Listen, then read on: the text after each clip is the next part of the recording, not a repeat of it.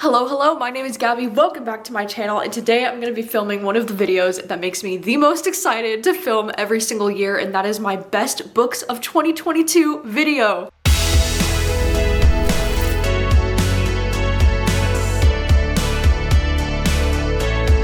These are going to be all of my favorite books that I read in the year of 2022. Not all of these books published in the year of 2022, even though most of them did, but not all of them were published this year. This was just the first time that I read them this year. So I do have a list of honorable mentions, and then I do have a top 15 books of the year, because this year I read over 200 books. So I was like, it's gonna be so hard to narrow it down to a top 15, but somehow I managed. But before we do jump into the list, I just wanted to say a huge thank you to HelloFresh for sponsoring today's video, because 'tis the season for saving money wherever you can. HelloFresh is cheaper than grocery shopping, and it's 25% less expensive than getting takeout. So you can save a little extra money during the holidays and save yourself some time, because with HelloFresh, they send ingredients that come pre-proportioned and they give you everything that you need so that you'll spend less time grocery shopping and more time just making food with your family. I just love how easy HelloFresh makes cooking, because I'm not someone that cooking comes very naturally to. Like, it's really hard for me to try to figure out new recipes,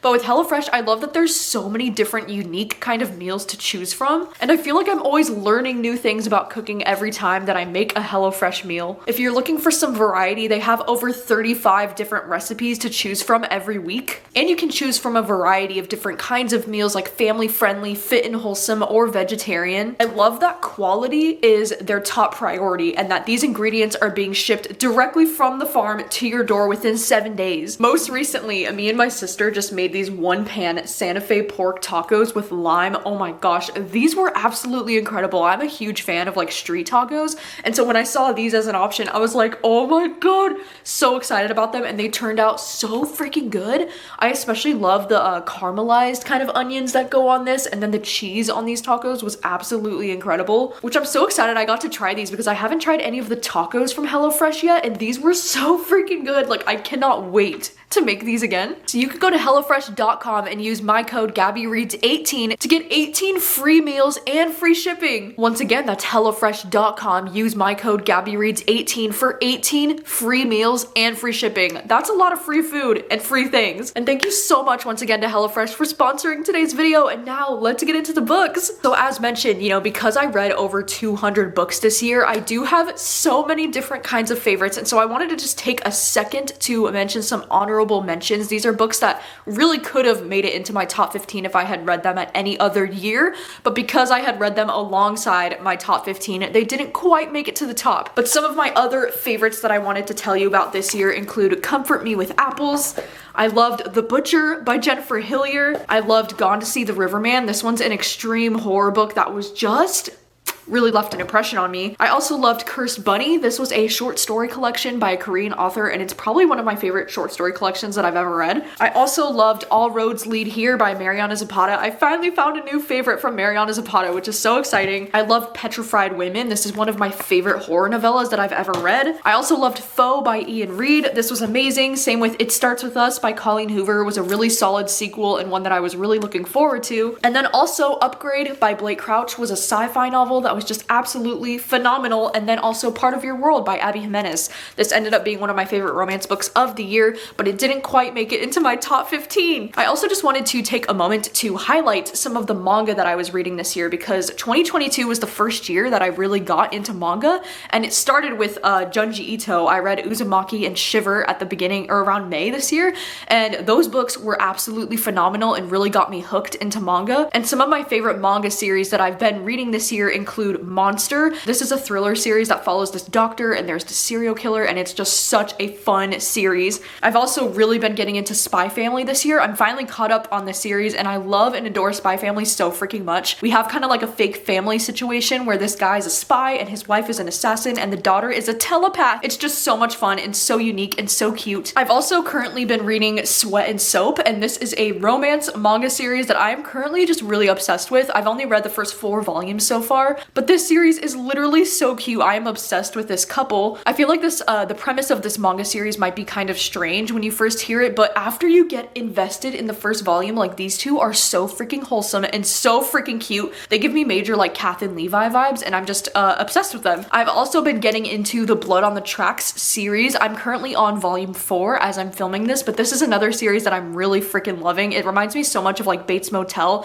with like the creepy mother and son bond that these two have, and this is kind of like a horror thriller series. It's so freaking good. And then lastly, Death Note. I've only read the first volume of Death Note so far, but this one left such an impression on me and is definitely one of the standouts of the year for me. I feel like I've been hearing about Death Note for years, and now it's like I finally get why. Like, this is so worth the hype. It's so freaking good. All right, and so now we're going to be jumping right into my top 15 books of the year. I'm so excited about this list. So coming in at number 15 has got to be Crossroads by Laurel Hightower. This one is actually a horror novella. I was not thinking that this book would impact me emotionally the way that it did. This one is highly recommended for fans of Pet Sematary by Stephen King because it has very similar vibes and energy to that book. And in this story, we're following this mother named Chris, who she has recently lost her son in a car accident. Her son was like 20, 22-ish years old, and he passed away, and it's really tragic. And this story is kind of about how she's dealing with the grief of losing her son. And then one night after she goes to the area where he died, she accidentally cuts her finger and her blood touches the ground. Like, it lands on the ground where he died.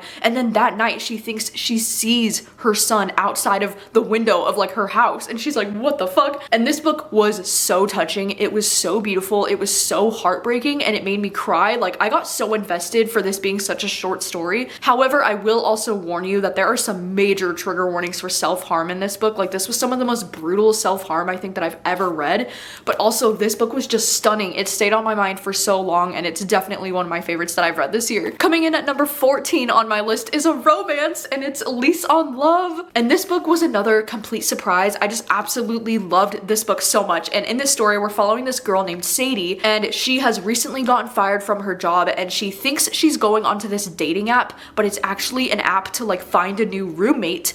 And she starts talking to this guy named Jack, and then the next day when they meet, he's like asking her all of these questions that seem kind of personal, you know, because he thinks that they're gonna be roommates. And she's like, why are you asking me all these questions? And he's like, because you signed up to be roommates or whatever. And she's like, what? And then it's about how she becomes roommates with this guy Jack. And we all know, okay, we all know I am a freaking sucker for the roommates to lovers trope. Like, it's one of my favorite top tier tropes ever. And so this was top tier for me. It also takes place in New York, which I also really loved. And Sadie is going to be like starting her own business in this book, which I also really related to. And so Sadie for me was one of the most relatable characters that I've read in a romance in a really long time. And I think that had a lot to do with why I love this book so much.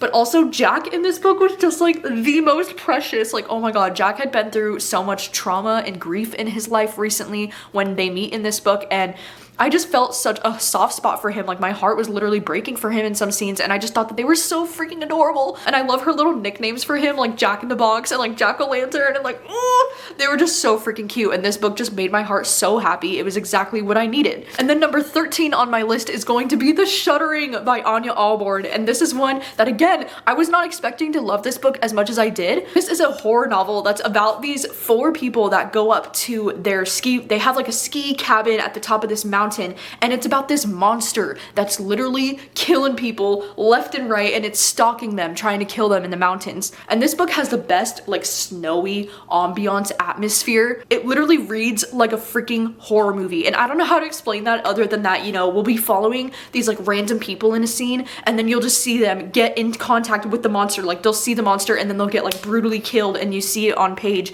and then the next chapter will cut back to our group that's like at the top of this mountain, and you know that something's gonna be happening to them. I will admit too, at the beginning of this book, I was like, these characters are kind of annoying and that I just don't really connect with them. But then by the end of this book, I was so invested, and I was like nearly on the verge of tears when anything was happening to this group. It just got so emotional for me, and I just got so attached, and I feel like this entire book was so suspenseful. Like, this is exactly what I want in a monster horror kind of book. Like, I didn't even know this was something I could really enjoy this much. Like, wow, The Shuddering, incredible, so worth it. And then coming in at number 12 is the only non-fiction book on this list because it's wild. And you know, if you saw my most recent video when I was talking about my most surprising books of the year, then You will probably not be surprised that this made my list because I kind of talked about how this book kind of changed my life. And I know that that's like really dramatic and over the top to say, but it's actually kind of true because this book, I only ended up reading this book this year because I read it for a video where I read books that were recommended to Capricorns. And you know, as an earth sign, I think they just thought that I would really appreciate something about this book. And so I decided to read it, and I was not expecting it to have as big of an impact as it did on me. Like, this book is definitely a new favorite. And this book really just made an impact on me because it really made me want to get more connected with nature. It made me want to go on hikes and like get out there. And it's like, I've been living in Washington for like 7 years now, and I've just never been the kind of person to go on hikes. And this book just really inspired me to want to get out in nature more. And I literally bought hiking boots like after I read this book, and then I watched the movie, and I just became really obsessed with this story. Like, it just really inspired something in me, and that's really rare for a book to be able to have that kind of an impact on me. So I knew this had to be one of my top favorites of the year. Like, this book is just so phenomenal. And seriously, if you are a Capricorn or if you're an earth sign, highly recommend. All right, and then coming in at number 11 is going to be Daphne by Josh Malerman. This one was also kind of unexpected that this would end up on my favorites of the year because initially when I started reading this book, I almost DNF'd it 50 pages in, which, like, whoa, can you imagine? The reason why I almost DNF'd this book at the start was because I found the writing style to be very tedious and very like hard to get into. And in this story, we're following this young girl named Kit, who she's a high schooler on the girls' basketball team.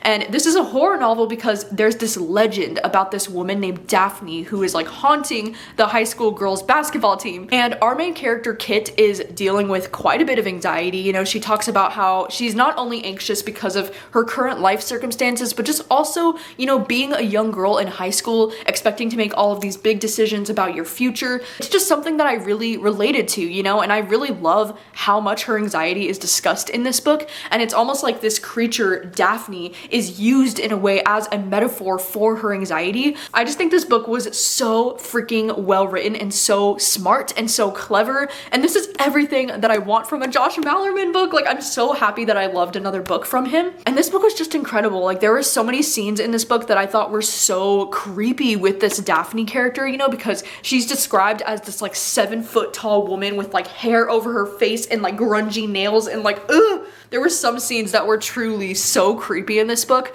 but I feel like if you go into this book expecting it to be so much creepiness about Daphne, it's not really that. I feel like this book is a lot more of a coming of age story for Kit and her overcoming her anxieties, but also while dealing with this creepy ass creature named Daphne. It was just the exact balance of things that I love in horror, and I just think this was so incredible and so smart. And then coming in at number 10 is another one of my favorite horror books that I read this year because it's Pen Pal! And this is so exciting to me that this ended up on my favorites list because I actually read this book because of you. This was a book that I read for the Reading Your Horror Recommendations video that I did. And this was also absolutely incredible, and I think it's really great that this ended up on my list because this was another book where after I read the first chapter, I was like, oh gosh, like, I don't know about this. Like, the writing style I thought was so hard to get into at the beginning. But what I think is really cool about this book is that in this story, we're following this character who, you know, each chapter of this book is a different memory that he has from his childhood where something kind of like creepy or weird happened that just doesn't really make sense to him.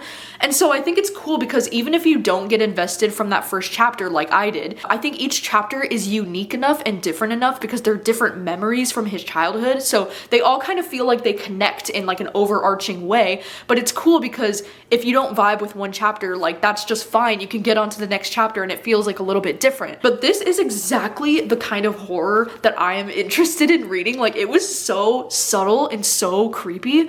I know there's probably a lot of, you know, horror readers that would read this book and just be like, what are you talking about? Nothing really happens in this book. But I personally, like, this just gets on every single one of my personal fears when it comes to reading horror books. Like, this was exactly the kind of horror that scares me. And I just thought this book was so clever. It was so well written. I feel like this is one that I would want to reread in the future because I feel like I would get so much more out of it on a reread. All right, coming coming in at number 9 is going to be Daisy Darker by Alice Feeney. This was probably one of my top favorite thrillers that I read this year, which is so exciting because Alice Feeney is really starting to become that bitch for me. You know, because after loving Rock, Paper, Scissors as much as I did last year, I wasn't sure if I was going to love Daisy Darker just as much, but I think I do love Daisy Darker just as much as I loved Rock, Paper, Scissors. And this story is really entertaining because we're following this woman named Daisy Darker who she's going to be going back to this island where her Nana lives, and the Nana is going to be celebrating her 80th birthday, and so she invites the whole family back to the island, and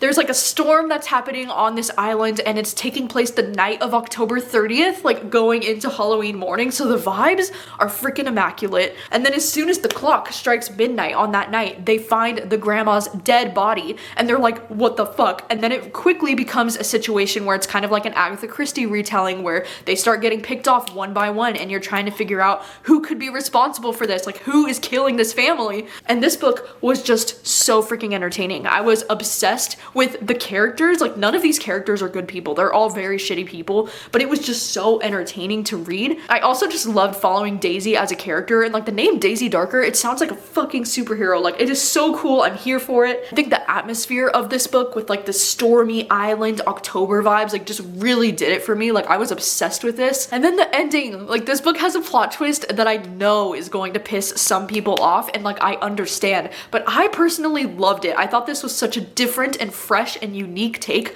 on a common retelling like this, you know, because I feel like we see so many Agatha Christie retellings and they can get so boring and so similar, but I feel like this book really did something different, and I love that Alice Feeney decided to take this risk. All right, the next book that's on my list is The Dead Romantics by Ashley Poston, and this one is a romance. It's kind of like a paranormal romance book, and I think this one ended up being one of my top favorites of the year because of how emotional this book made me. And in this story, we're following this woman named Florence, and she's a ghost writer, which, you know, it's a pun on the whole ghost thing in this book, but she's a ghost writer for one of the most successful romance authors. So that's something that I really love reading in romance books, you know, is authors or like writers in romance books. I just think it's so great. And so we're following her, and then she starts to banter with this guy that's like in her office, and then she very quickly finds out at the beginning of this book that her dad has passed away and that she's gonna have to go back to her small town where she's from for the funeral. And her family like owns this funeral home, and she's able to talk to ghosts. Like, she's able to see ghosts and communicate with ghosts,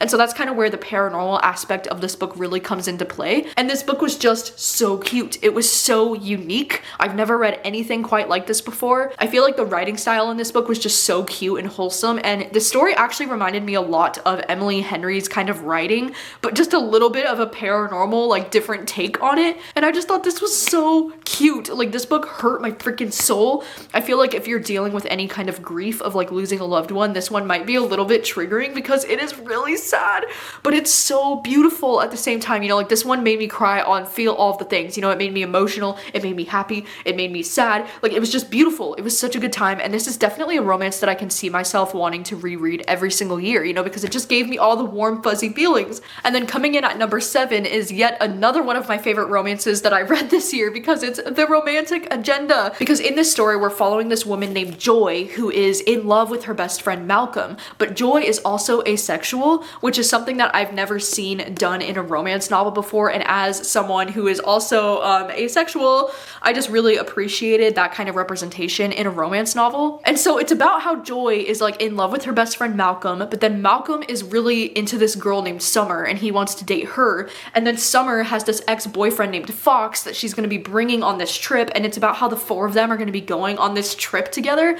So I do also love the trope of when like people are going to be going on a vacation together. You know, we get the vacation island vibes. It's fun. But this story, I think the reason why this one ended up so high on my list is honestly because of the asexual representation in this book. It was just so spot on and it meant so much to me. I also feel like, you know, the conversations about that Joy would have with her best friend Malcolm and how she was trying to overcome those feelings that she had for him, like, holy shit, this book just really like hit me in a personal place, and I just thought this was so well done and so so beautiful, and I feel like Joy has got to be one of my top, like, most relatable characters that I've ever read. And so I feel like this definitely ended up in my top of the year for very personal reasons. But I also do widely recommend this story. Like, I think it is such a fun time. It's such a cute romance novel, and if you're looking for more asexual representation, I mean, hello. All right, and then coming in at number 6 on my list is gonna be So Happy For You by Celia Lasky. And this one is a thriller, but this one is one that I do struggle with widely recommending this book, because I definitely know that this story is not going to be for everyone. But for me personally, this was just one of the most entertaining things that I read this year. And in this story, we're following this protagonist named Robin and her friend Ellie. Her best friend Ellie is going to be getting married, and they haven't really like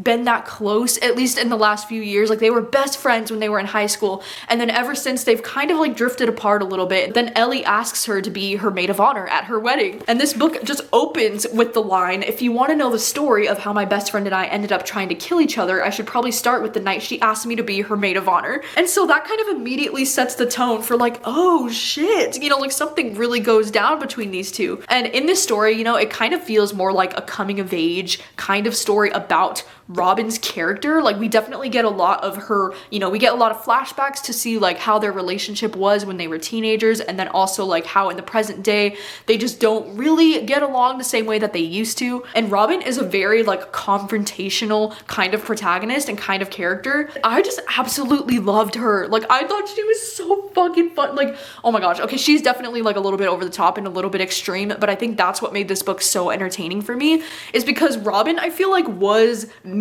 in a lot of ways, but like to an extreme. Like, I would never be this confrontational or this like problematic, but like, oh my god, she's hilarious. And I just found myself relating to a lot of different things that she was talking about in this book and what she was going through. I feel like this book is so over the top, it's so ridiculous, and it provides so much satire. I feel like this book also has a lot to say about like the wedding industry, and especially in America, and how obsessed people get with weddings, and how over the top brides can be about trying to have like the perfect day, and how kind of ridiculous it all is. Like, there was so much conversation about like weddings and the wedding industry in general, and so I also thought that was really entertaining in this, and brought up a lot of really great points. Like, I don't know, I just really enjoyed this book. I know it's not going to be for everyone, and that a lot of people will hate this, and that's fine. I just loved it. All right, and coming in at number 5, getting into the top 5, my 5th favorite book of this year has got to be Battle Royale, which is a huge surprise to me, because I never thought something that's considered like a dystopian kind of thriller horror book in this way could be one of my top favorite books of the year, but here we are. I actually ended up reading this book earlier this year because I was doing a video that was dedicated to reading Japanese authors' thriller and horror books, and this one came up as one of the highly, like, most recommended books of all time from a Japanese author. And this story, Battle Royale, I feel like this is the original, like the OG that inspired so many things that we love today, like the Hunger Games and Squid Game and like different things like that. Because in this story, we're following these 40 like middle school or high school age students who are getting sent to this island. Like, every year they select a different class, and all of these students get sent to this island where they're going to have to fight to the death until only one of them is left standing. And this book was just so entertaining. It was so intense, so fast paced. It's wild to me that this book is about 650 pages, and it was such a quick read. Like, I was so invested the entire time. And this book, you know, it takes no time to get into it, because like literally right from the start, like no bullshit, it just jumps right into the story, and you're just immediately thrown into this situation with all of these kids.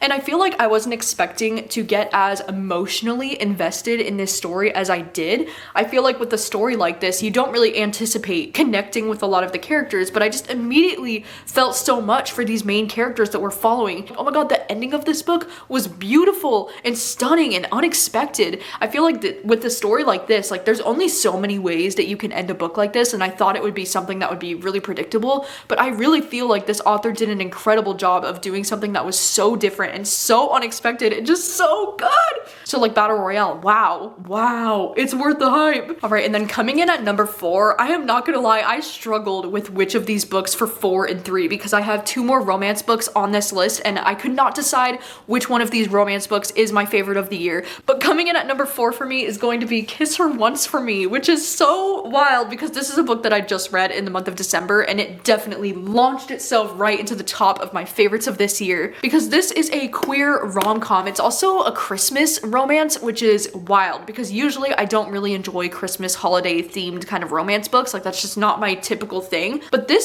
was absolutely incredible. And I think it's so amazing because this is the same author as The Charm Offensive, which was actually my favorite romance that I read last year. So like, wow, this author and me just really vibe, you know? But in this story, we're following this protagonist named Ellie. And by the way, she's also demisexual, which is also really cool because she's on the asexual spectrum. So that's something that I really loved. And she's also bisexual. And this is a story about how she's going to be getting into this fake marriage with this guy named Andrew. And then it's about how she starts to fall for his sister instead. Oh my God, I'm obsessed. You know, I love the fake marriage kind of trope in books. Like that's one of my favorite things to read about anyways. But then the twist on that with her falling for the sister instead, like, oh my God, chef's kiss, top tier. This book was so great because these characters just had so much chemistry. Like, oh my God, the chemistry was like leaping off the page. I was like giddy. I was like kicking my feet and shit. Like I loved them together. This protagonist was just so relatable for me. I just absolutely loved her and I felt so much for her. I also gotta say,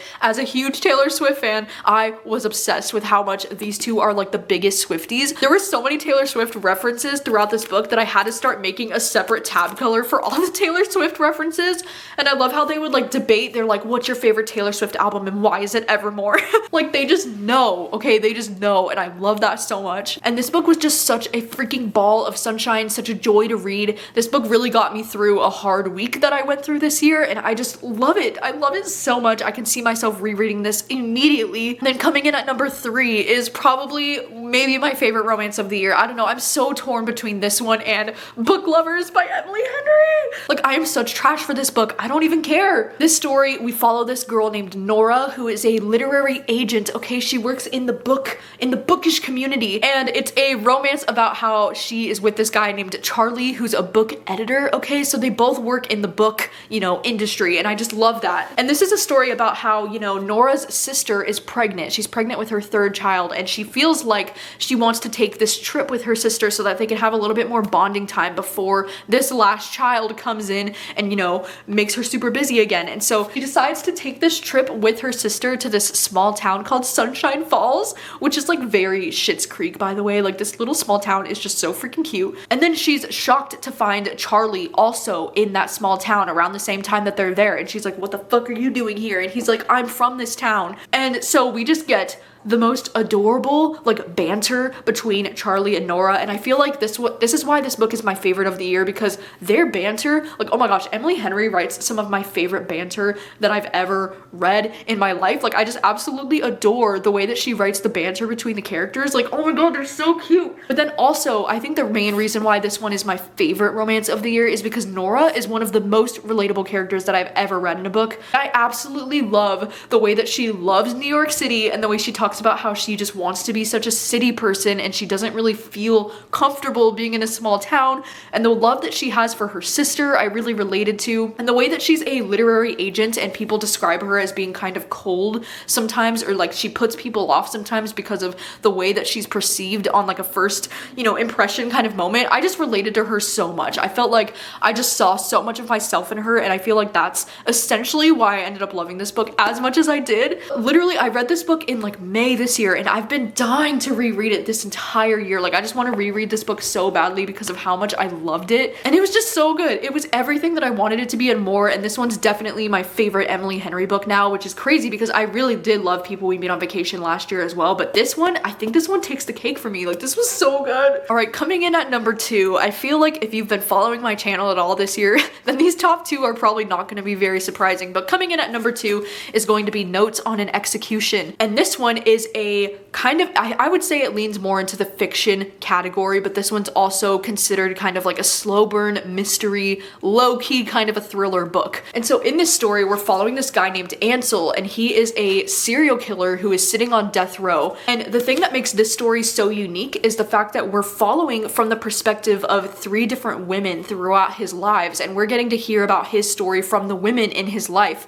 And then we also do get little tidbits of like Ansel's point point of view as he's sitting on death row in the present day, but then we learn about his childhood like through the eyes of his mother, and you know, we learn about his life in flashbacks through the women that were in his life. This book is in my top favorites of the year because of how freaking thought-provoking this book is. Like, I think this book is so incredible. I think this is the kind of book that you read and you're not really the same after you read this, you know, like this is definitely the kind of book that starts so many important conversations and is just a really great conversation starter. And I think that's something that I look for the most when I'm reading books, is I love books that challenge you and like make you think. And I feel like there's so much discussion in this book, not only with, you know, the way that we kind of as a society really glamorize serial killers and how awful that is, but also the way that this character, you know, Ansel, the way that he talks about how like maybe there's an alternate version of him out there somewhere that never got caught, and like what does that look like? But there's also so much conversation in this book about the death penalty and whether or not that's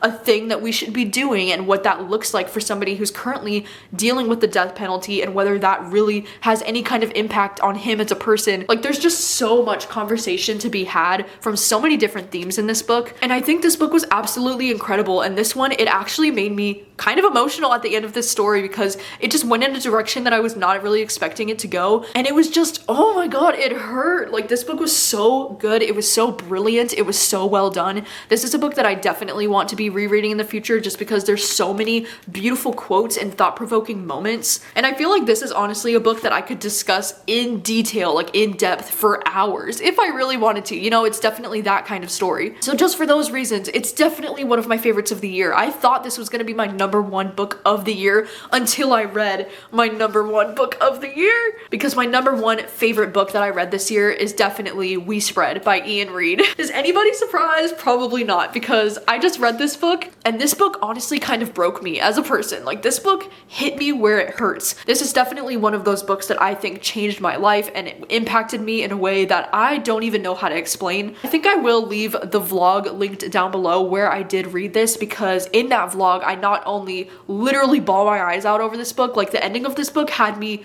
bawling, like sobbing, and I don't cry like that over books very often. And also the end of that vlog, I did include a long spoilery talk about why this is my favorite book that I've read this year. And so if you're curious to hear some spoilery things about why this book impacted me the way that it did, I will leave that vlog link down below because I'm not going to get into spoilers here. Basically, this is a horror novel. I say horror in quotations like that because I don't necessarily think I would categorize this as horror, even though it definitely fits under that umbrella. But we're following this woman named Penny, who is this artist, and she's been living in the same apartment for like most of her life, and she's recently been dealing with the loss of her partner, like her life partner. And so now she's getting to that age where she's kind of forced to be moved into a home where people are going to be looking after her and taking care of her. And the scary thing about this book is that she doesn't know if she can trust the people that are going to be looking after her, but it's really more of a question of, can she rely on her own memories, or like, are her memories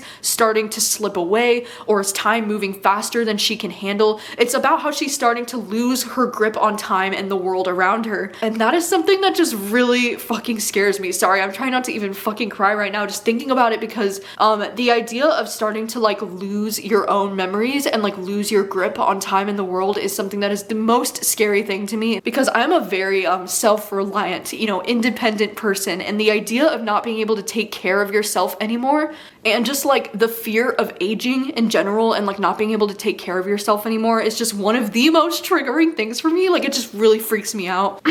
Sorry, I'm trying to get a hold of myself and not cry, but this book was stunning. As you can see, it's hard for me to even talk about this book without getting emotional because it has such a big impact on me as a person. And I feel like if you've ever had anyone in your life that's dealt with, you know, dementia or Alzheimer's or anything like that, I feel like this will especially be a difficult book for you to read, because it really kind of takes those subjects really like head on, you know, and I feel like it's not something that's easy for me to read about. And it's definitely one of the most triggering things for me, because that's one of the things that scares me the most as a human, is the idea of like losing your own mind. Yeah, this book just really hit me clearly. I don't want to get too much into it because I'm not trying to cry on camera again. But yeah, I will have my vlog linked down below if you want to know more about it and if you would like to hear my spoilery thoughts, because ooh, this book just just hit me clearly, like right where it hurts. And this is definitely not only my favorite book that I read this year, but I'm considering if this is like one of my absolute top favorite books of all time because of the impact that it had on me as a person. I think that's so incredibly rare that that kind of impact will be made on me, and I love when a book can do that. So like, wow, Ian Reid, fucking incredible. All right, so those are all of my favorite books that I read in the year of 2022. Sorry to almost get emotional on you at the end there, but I would love to know if you've read any of the books on this list. Were there any books on this list that surprised you that you weren't expecting to be on my favorites of the year? Or, you know, I feel like I'm a pretty predictable person at this point. Definitely let me know what books made your top favorites of the year. I would love to know if you had any recommendations for me based on the books that I've enjoyed this year. Please let me know all of the information in the comments, and thank you so much for watching as always, and I will see you very soon with another video. Bye.